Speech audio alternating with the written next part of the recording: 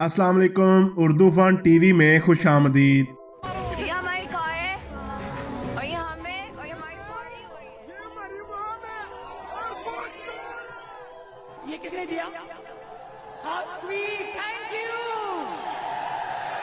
दोस्तों, आजकल हर कोई दाना नीर मुबीन की वायरल वीडियो की मीम्स बनाने की जद में आया हुआ है। गुज़श्ता रोज मरियम नवाज वजीराबाद जलसे में अवाम से खिताब कर रही थी, तो उस वक्त एक पीटीआई के सपोर्टर ने पार्टीगर दाना नीर मुबीन की मीम का सहारा लेते हुए एक वीडियो बना डाली और ये वीडियो सोशल मीडिया पर खूब वायरल भी हो रही है। वीडियो में लड़के का कहना था कि ये मैं हूँ और ये हमारी अवाम है, और मरियम नवाज की तरफ इशारा करते हुए कह रहा था कि वो चोर है। लड़के ने नून लीग के जलसे में मरियम नवाज को जलील कर दिया। आप भी इसका ये क्लिप मुलाहजा फरमाएं। ये मैं हूँ, ये हमारी माँ है और बहुत सारा।